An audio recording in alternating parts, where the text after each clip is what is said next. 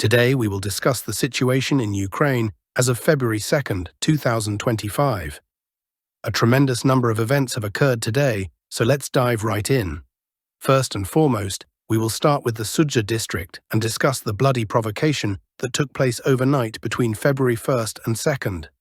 Let me remind you that last evening, a strike was carried out in the central part of the town of Sudzha, resulting in the destruction of a boarding school building. According to various sources, up to 100 people could have been inside the building at the time of the strike, primarily elderly individuals and people with disabilities who were unable to evacuate from the Sudzha district at the start of the Ukrainian offensive. Immediately after the strike and the release of footage, Zelensky claimed that the Russian Federation had targeted the building using cluster munitions.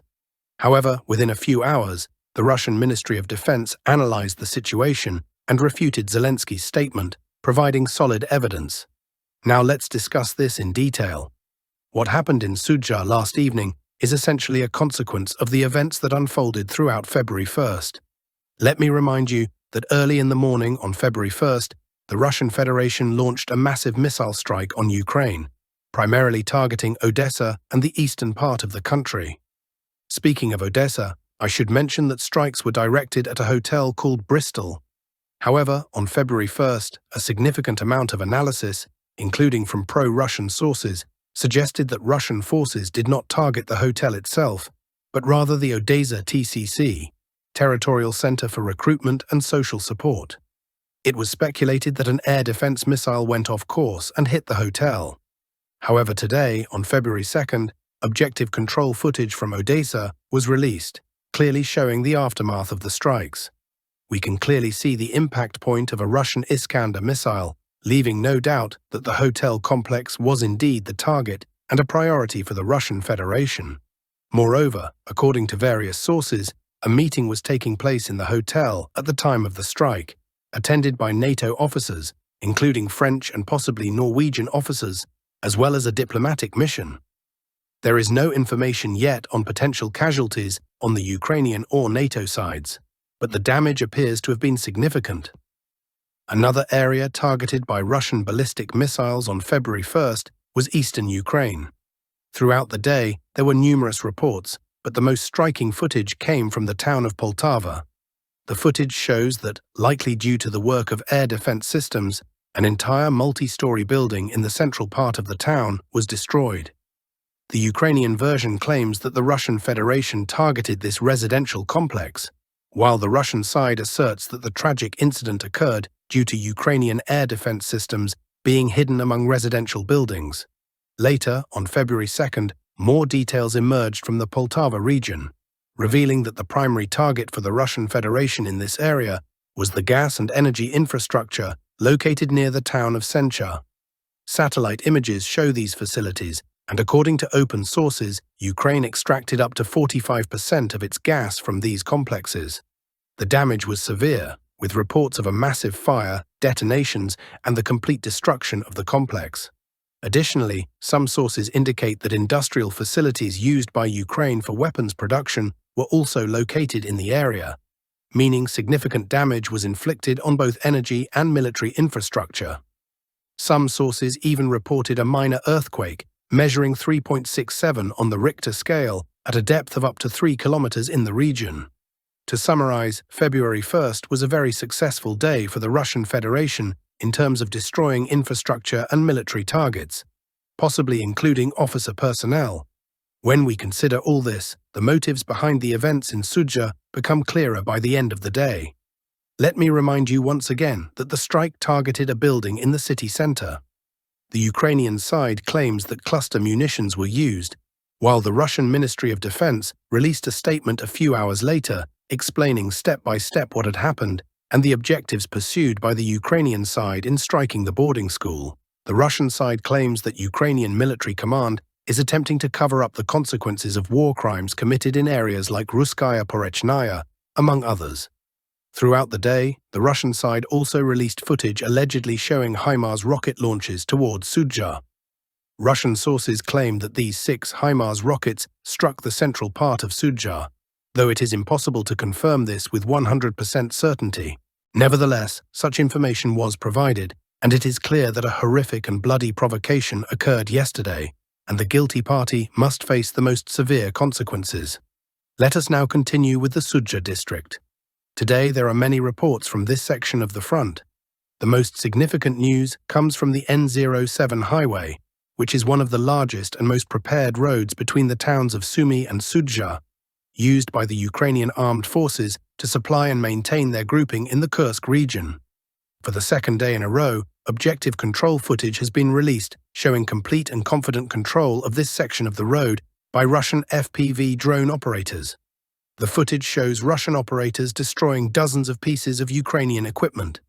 It is safe to say that drones using fiber optic technology are a game-changer, significantly altering the face of the conflict. We can see how the Russian Federation is gradually taking full initiative in this area. Yesterday, similar footage was released from this section of the front, showing Russian drones using fiber optic technology to destroy a large amount of Ukrainian equipment, including buses, trucks, and cars.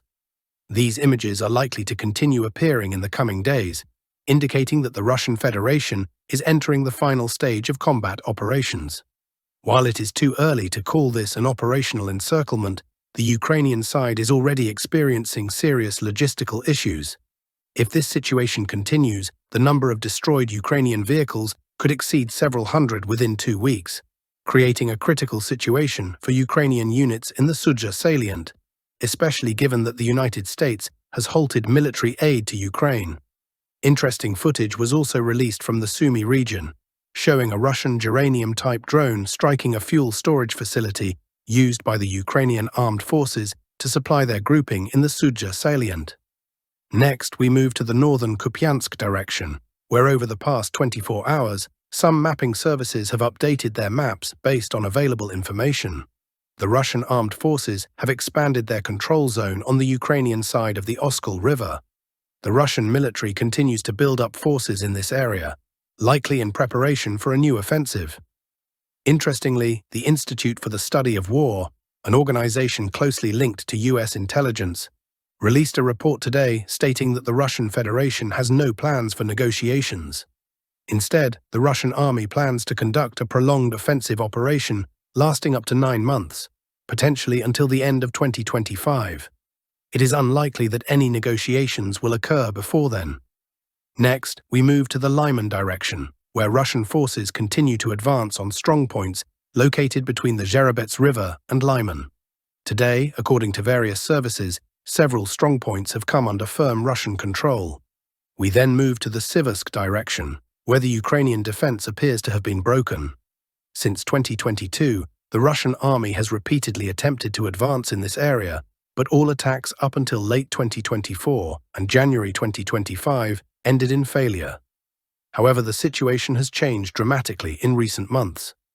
Currently, the Russian army is confidently advancing toward the town of Siversk, with the main battles taking place near Belogorovka and the village of Verkhne Kamenskaya.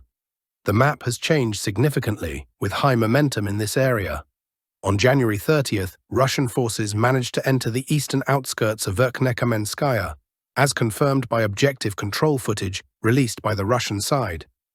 3 days later, footage emerged showing almost complete control over the eastern part of Verkhne Kamenskaya, with only a company strongpoint on the outskirts and a small street in the northeastern part remaining under Ukrainian control. There are also reports that Russian forces have entered a forest that served as a key position for Ukrainian troops near Belogorovka. If the Ukrainian armed forces lose control of this forest, the road to Belogorovka from the southwest will be open, forcing them to retreat from this previously impregnable fortress. Next, we move to the Chasiv Yar direction, where over the past 24 hours, according to various mapping services, the Russian armed forces have slightly expanded their control zone towards southern micro-districts such as Shevchenko, Workshop No. 2, Yuzhny, and Zemlyanki. However, just before this video was recorded, objective control footage emerged confirming the presence of Russian forces in a small complex. It is unclear how Russian forces entered this area, whether from the north or south, but the map is likely to change tomorrow, with most of the contested territory coming under Russian control. We then move to the Toretsk direction, where Russian units continue their offensive toward the Kleban-Bik reservoir. Today, the map underwent significant changes, with the Russian army managing to straighten the front line between the railway, the Kryvyi Torets River, and the town of Toretsk itself. Let's take a look at how the map has changed over the past few days. After clearing the northern part of Toretsk and the fall of the village of Krimska, as reported by the Russian Ministry of Defense yesterday, Russian forces regrouped and redeployed significant units to this pocket.